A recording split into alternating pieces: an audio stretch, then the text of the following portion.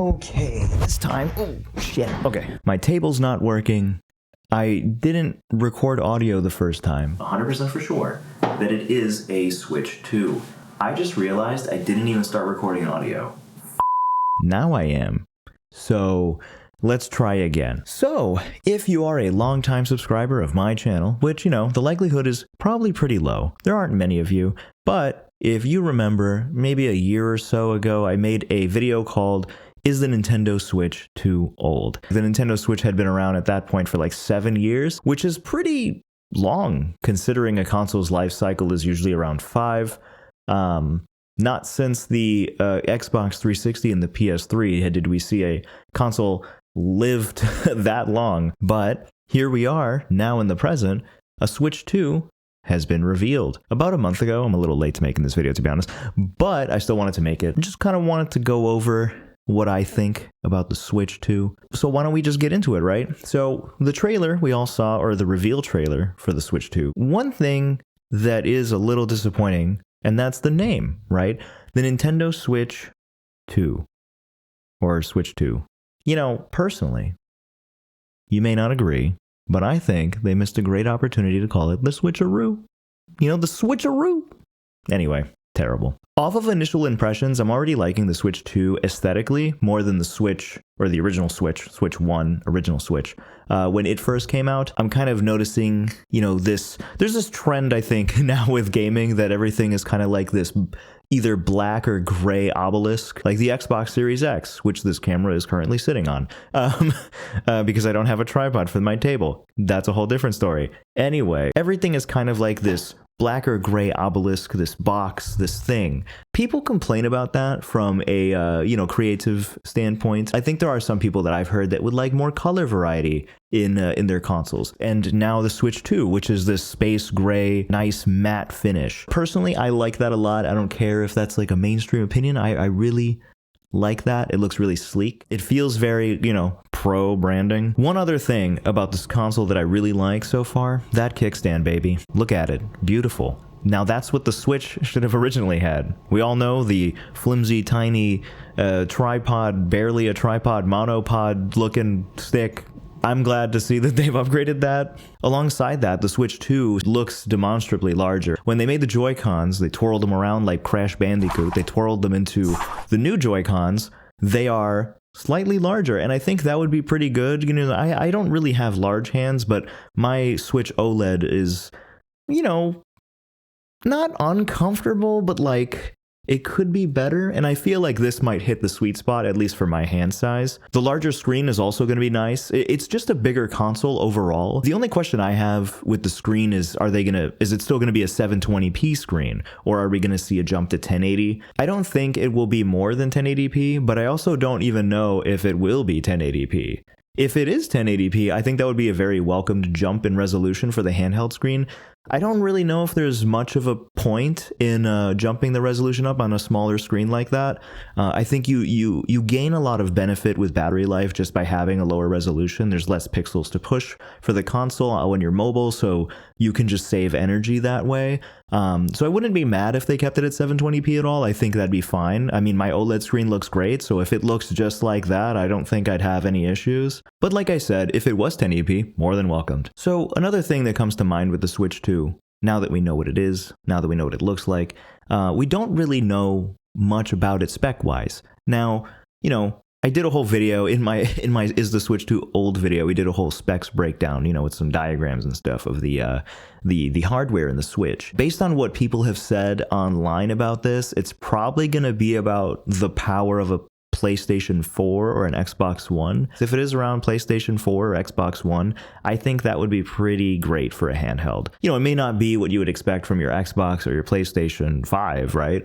But on the handheld side, I think that would be really sick. Where we think they'll fall in terms of power, I don't really think it's a super important conversation to have. And this is, I think most people understand this, that Nintendo games, or Nintendo in general, doesn't really care to put out consoles with the most cutting edge hardware because they don't really need it. Their focus is not on making you a 4K gaming experience. Their focus is more so on making a fun gaming experience. Opinions may vary on whether they accomplish that or not, or whatever. I think generally they tend to hit the mark pretty well when it comes to making fun games for the most part.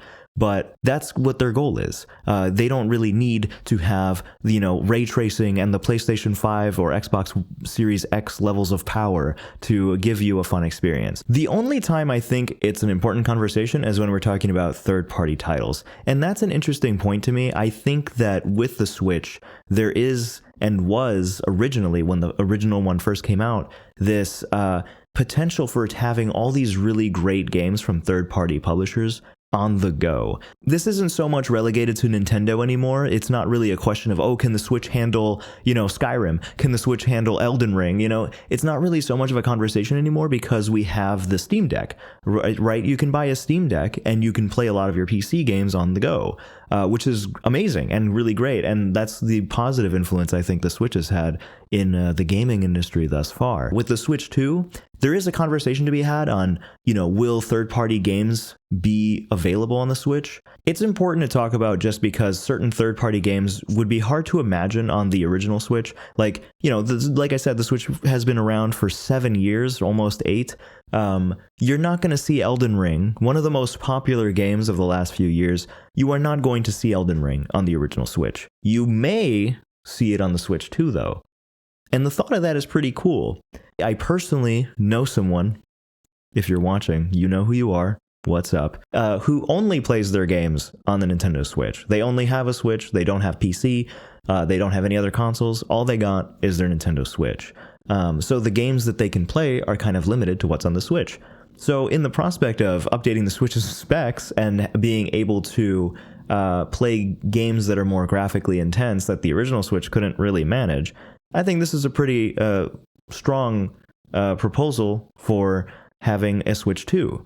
So if you're looking to upgrade, right, I think that's probably what's going to be the point of this video. This might be a little disorganized in my head, but if you were thinking of upgrading your Switch to the Switch 2, this is probably an argument for you if you're one of these people. Probably my favorite thing from this reveal trailer was the reveal of backwards compatibility. Nintendo can be kind of weird when it comes to their games, but they've kind of always been kind of good with backwards compatibility. On handheld, I think they've been pretty decent. The Nintendo DS could play Game Boy Advance games. It had a slot for Game Boy Advance games. The Nintendo 3DS could play regular DS games. The Game Boy Advance could play Game Boy Color games, and the Game Boy Color could play Game Boy No Color games, I think. I'm pretty sure. I don't remember that. I'll fact check myself right here if I'm lying or not. And on the console side, I think when they got to the Wii, they started becoming backwards compatible with the GameCube, and then the Wii U was backwards compatible with the Wii, and then that's where it kind of stopped. The Switch was not backwards compatible with the Wii. They kind of entered into this state of let's remaster and remake all the best games from the Wii U that you never got to play, but for the Switch. So I was kind of concerned if they would do something like that with the Switch 2, like maybe do something really annoying, like change the cartridge for the Switch games like just a little bit, so that the old ones wouldn't fit in the Switch 2. And Switch 2 games definitely won't work on the Switch 1, but, but it is very welcomed and honestly a little surprising, but maybe not that much, that the Switch 2 is completely backwards compatible with the Switch 1, except for a few games. I think those are the games that require some external accessories. That's what I'm guessing. It's great to hear. It's great to have. I love that. I welcome it. It would be even better if the Switch 2 boosted performance on your Switch 1 games. Maybe higher resolution, better frame rate, stuff like that. That would be amazing. Kind of very similar to how Xbox has backwards compatibility boost, FPS boost for original like Xbox 360 games and stuff like that. That would be super cool. I don't know if they'll do that, but that would be really cool as a little cherry on top. I'm glad they did decide to put backwards compatibility. Not having it would have been a completely stupid idea, in my opinion. It would have been such a wasted opportunity. I think it would have pissed off a lot of people, would have generated a lot of bad press. So having it in was definitely a good move. So getting close to the end of this video, I think there's a lot of things about the Switch 2 that initially on first impressions I kind of like already. The design, the aesthetics, the fact that it's backwards compatible, that kickstand is great. I'm hoping it has also all the ports that the OLED model had, so like a built-in Ethernet port and all that other stuff. I think that's really just it. Just having that built-in Ethernet port, so people can just, if they need to, they can plug in. That's kind of should be standard, honestly. I don't know why the original Switch didn't have it, but I'm glad that they rectified it with the OLED. And I hope they continue to keep that trend with the new Switch 2. There's a lot of things we don't know yet, like what games are going to be on there, exactly all the hardware specifications, exactly how games are going to work on there, what new features they're adding. So there's a lot more that I'd like to see from them in the future whenever they do a more direct on it. So based on this initial reveal, should you buy a Switch 2? Now, this is a question I don't think I really need to answer for you, but that's the meme, right? That's the YouTube meme. So, you know, do I think you should buy a Switch 2? If you're looking at me being like, hey, Yickman, you know, brother, should I buy this new console? Should I spend probably, I don't know what it's going to cost, probably like $400 to $500 on this new Nintendo console? And I'd probably tell you it depends, right? Like every other YouTuber would. I'll tell you it depends, but I think more specifically it depends on who you are. I mentioned earlier, like my friend, you know who you are, buddy. I see you. I hope you're watching this video. It'd be kind of weird if you weren't and I was talking to nobody. But like my friend, if you are someone who plays exclusively on the Nintendo Switch and you've had that Switch since release, for like 7 years or so, you know, I think you personally are due for an upgrade. I think, especially since the games are backwards compatible, you'll still be able to play all the games you already have. Whatever games come out at launch are just going to be extra games that you can now play. It'll be better looking and a real visual upgrade for you, I hope, a really big visual upgrade. So if you're someone like that, I think it makes a lot of sense. If you're someone like me who kind of bought their Switch like maybe like 3 years ago, and you don't really play it a lot, and you have like, I don't know, a PlayStation 5, there's an Xbox right there, I got a PC, you know, I play games on a lot of different platforms, and honestly, I don't really have much time to play games nowadays, as much as I'd like to. I kind of just spend a lot of my time playing Fortnite with the same group of friends, and we have a great time, mind you, you know, but that's kind of all I have time for. But if you're someone like that, if you're someone like me, you could probably hold off on it. I wouldn't throw money at it right away. It'll just be another thing that you'd have that you wouldn't have time to play, and you'll feel bad about it, like I probably would. So yeah, if you're that, you can skip it. If you're like my friend who only plays on the Switch, then maybe you should buy it. It'll be a good investment for you. You'll have access to more games, hopefully. Maybe one day you too can play Elden Ring. Would be kind of sick, right? The other question is like, will the Switch 2 be as successful as the Switch 1 or the original Switch? I don't know. Probably not. I think for a lot of people, it's a compelling buy, just on the fact that there hasn't been a new Nintendo console in a while. I think there's a lot of hype around getting in some new hardware, and you know, since it's backwards compatible, like I said before, there's not really a lot you'd be losing. I think people will buy it, but I just don't know if it'll have the immediate success and even maybe the long-lasting success that the original Switch had. The original Switch, you know, was a very innovative and very interesting idea for gaming. You know, having this home console hybrid mobile console was new to mainstream gaming at the time that it came out, and you know, you can see the success of that based on the you know, nice emulation by Steam Deck. There's definitely a desire to have more mobile consoles that can provide a really great experience and let you play the games you love.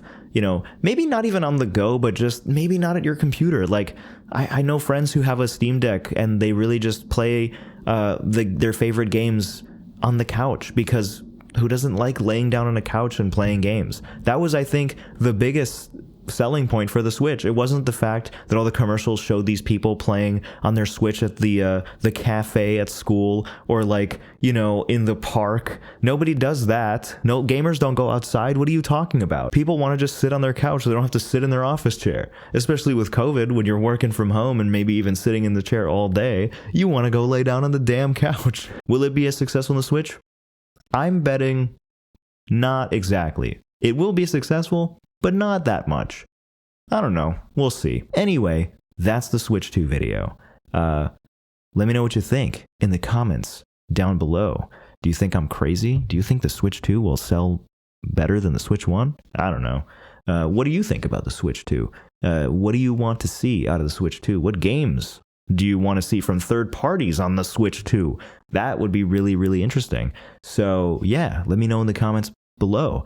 And if you've made it this far, thank you for watching. I'll catch you next time. See ya.